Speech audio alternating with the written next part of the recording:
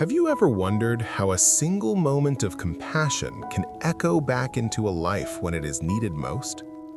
On a storm-scarred morning in the Oregon high desert, 73-year-old Walter Harris stepped out of his lonely cabin, unaware that the choice he was about to make would one day return to him in a way no one could ever explain.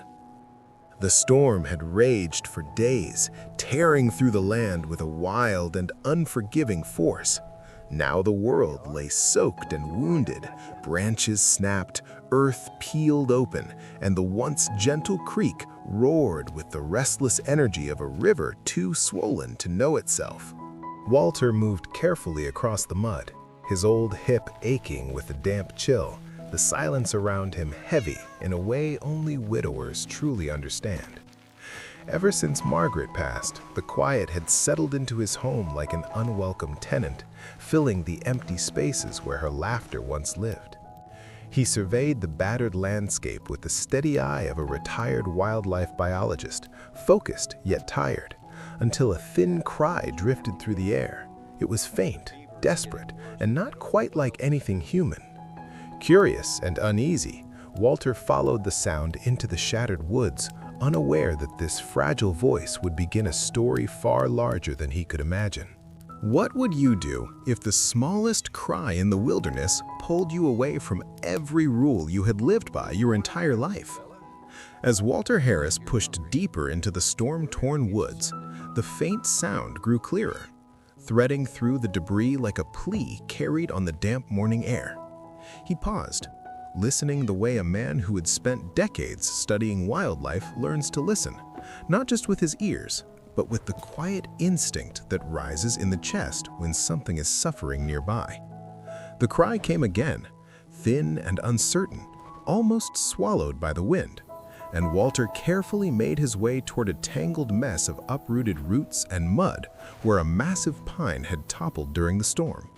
There, half buried in the churned earth, he saw two tiny shapes lying still, their small bodies cold beneath the broken roots. He recognized them immediately as bobcat kittens, barely a few weeks old. The sight hit him like a physical blow, the way certain things in nature remind a person of both its beauty and its cruelty. He knelt slowly, his hip protesting, brushing the mud aside with gentle, weathered fingers, and felt the quiet sadness of knowing these two had already lost their fight. But before he could stand again, that fragile cry rose once more. It was coming from deeper beneath the roots. Walter leaned in, pushing aside a splintered piece of wood until he uncovered a third kitten, barely larger than his hand, trembling violently, its fur wet and clumped with mud. Its mouth opened in a silent plea, as if the storm had stolen its voice. Walter drew a slow breath, the weight of decades of scientific training settling over him.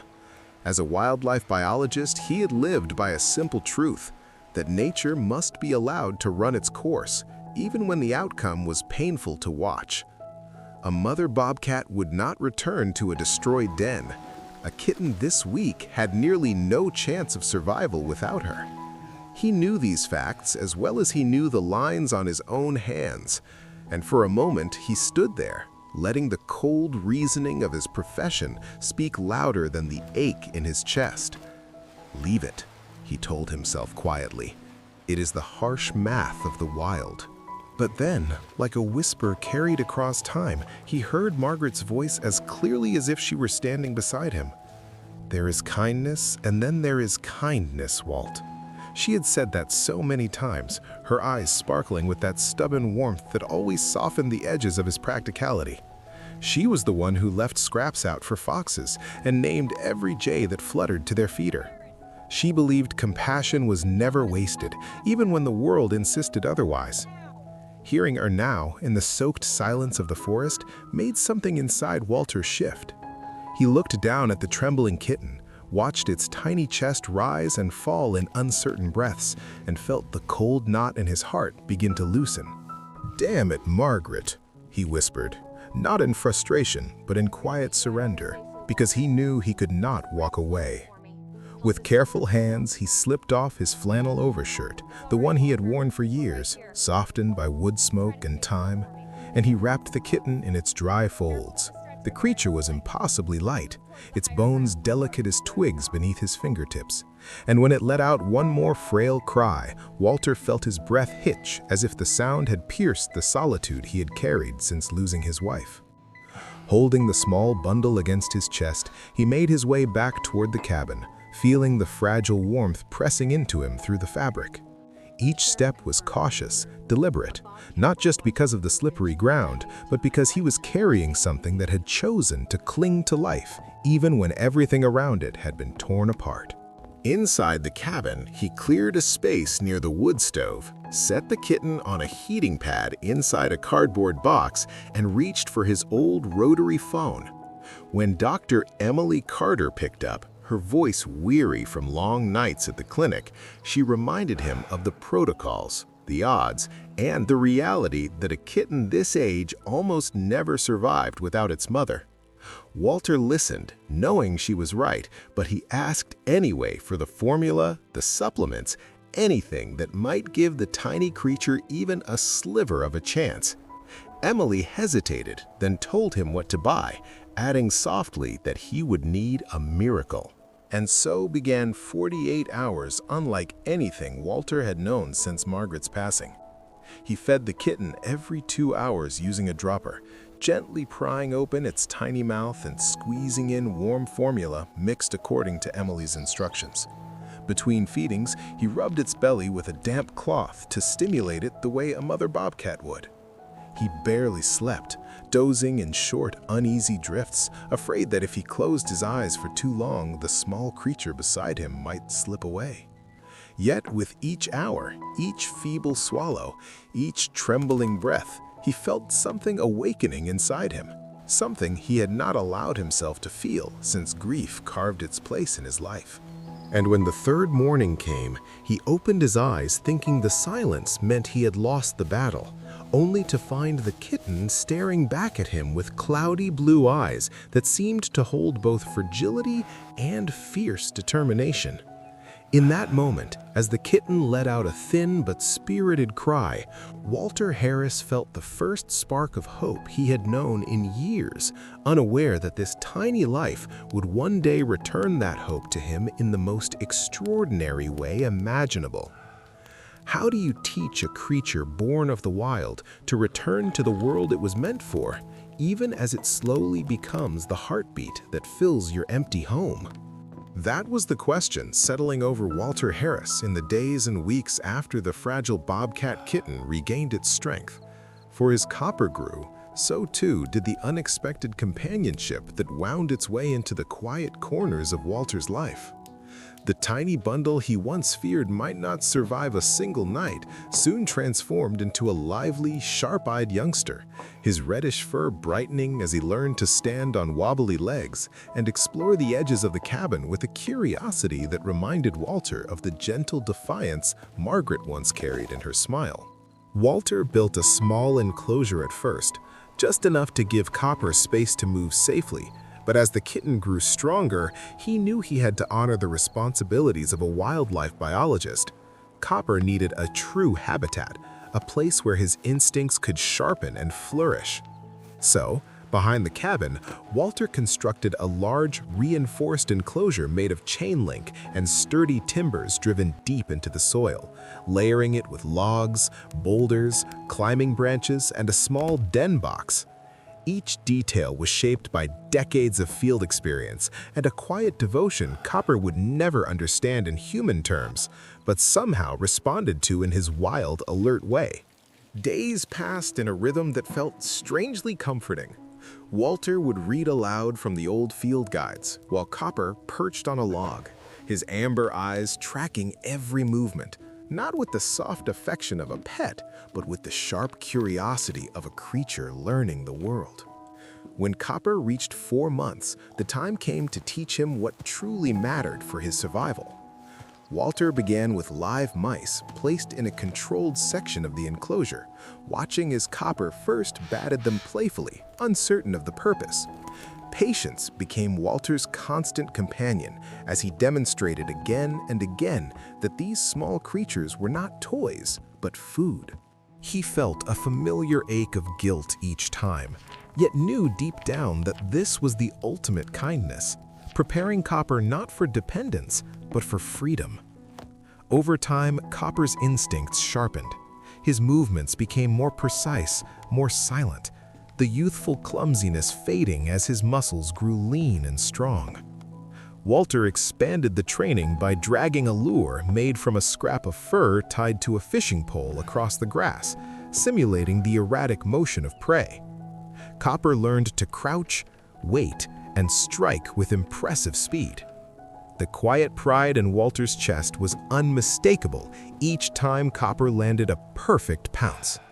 The defining moment came one evening when a real wild rabbit slipped through a gap under the fence. Copper reacted with pure instinct, his body coiling and releasing with a predator's grace. The hunt was swift, efficient, and silent. And as Walter watched the young bobcat stand over his catch, he felt both sorrow and pride mingling within him. The kind of bittersweet recognition that comes when you finally accept that the one you have cared for no longer belongs to you. Dr. Emily Carter stopped by soon after to give Copper his final vaccinations. She leaned against the fence, watching Copper tear into a piece of venison with the unmistakable confidence of a wild animal. She told Walter he had done an extraordinary job and that Copper was fully wild, fully capable, fully ready. Walter knew it too. Copper had begun pacing the enclosure, eyes fixed on the mountains beyond the tree line, his body restless with the call of the world that waited for him. On the morning Walter decided it was time, the air felt still, almost reverent. He coaxed Copper into a transport crate with a piece of venison and drove deep into the Cascade Range, farther than any human settlement, into a rugged place filled with shadowed pines and the sound of a running creek.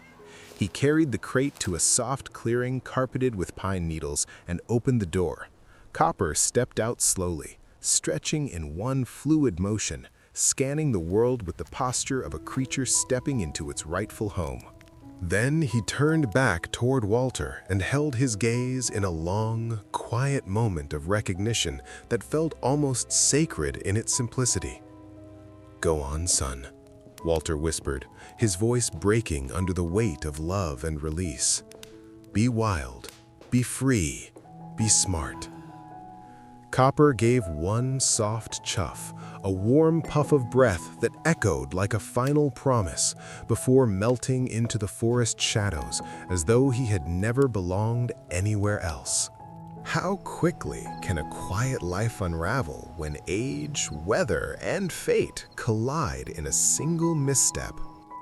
4 years had passed since Walter Harris released Copper into the wild, and though he tried to settle back into the rhythm of his solitary days, time had carved deeper lines into his face and stiffened the joints that once carried him easily across the land. At 77, he moved slower, leaning slightly on a cane when the mornings grew cold, yet he still walked the boundary of his property out of habit more than necessity. It was the same land where he and Margaret had built a life, and keeping it tended felt like honoring her presence even after she was gone. Every winter, he saw bobcat tracks in the snow, and though they were larger than the prints of most females, he convinced himself they belonged to one of the many cats that roamed the area. Still, there were moments when he paused over a particularly clean track, noticing the depth, the spacing, the confidence in each step, and he felt his heart tighten with a quiet hope he tried not to name. But that October, the season turned harsh before its time. Cold rain hammered the ground for days, soaking the soil until it transformed into a slick layer of treacherous mud. Walter knew better than to go out, yet one section of fence near the creek had loosened in the storm, and he muttered to himself that it would take only a minute to fix. With his post hammer in hand, he made his way down the incline toward the swollen creek, the same creek where he had found copper years earlier, though now it churned with an angry brown force that pulled branches and debris downstream like careless toys. Walter moved carefully, but age has a way of catching up at the worst possible moment. 10 feet from the fence, his weakened hip slipped out from under him. There was no dramatic fall, only a sickening sense of weightlessness as his boot slid through the mud and he dropped to the ground. He tried to steady himself, but his hands found only wet clay, and he tumbled down the last few feet of the embankment until his head struck a buried stone with a hollow thud that sent white pain flashing through his vision. A cold shock rushed over him as he plunged into the creek. The current seized him instantly, pulling him away from the bank with far more force than he expected. He sputtered, choking on muddy water, unable to tell which way was up as the world spun in a blur of brown and gray.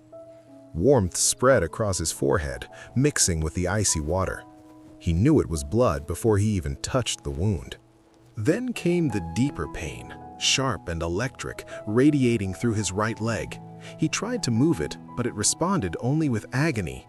Something was broken. Panic fluttered in his chest, but it faded quickly beneath a colder truth.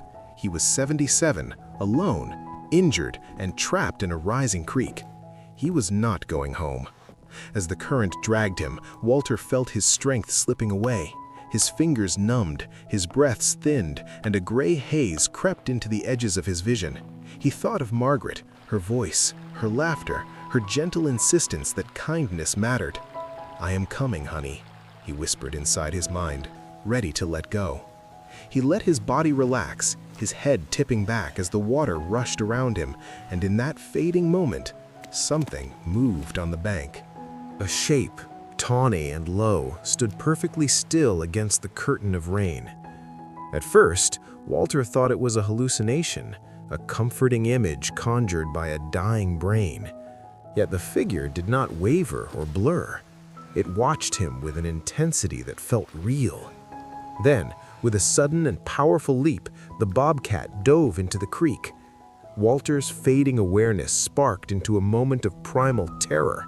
He was injured, bleeding, and now an apex predator was swimming toward him. But as the animal reached his side, there were no claws, no teeth. Instead, a solid, muscular body pressed firmly against him, pushing him, turning him, guiding him out of the main current with deliberate force. Walter felt the bobcat position itself between him and the rushing water, taking the brunt of the current upon its own body. A low chuffing sound vibrated through the air, insistent and urgent. Walter strained to focus on the face inches from his own. Through the rain and his fading sight, he saw amber eyes filled with unmistakable recognition, and across the muzzle, a faint white scar he had not thought about in years. "Copper," he breathed, though the word barely formed on his lips. The bobcat nudged him again, harder this time, driving him toward a half-submerged sandbar near the bank. Walter's fingers brushed against an exposed root and instinctively wrapped around it. He clung with what little strength remained, while Copper pressed close, as if offering warmth in the freezing water.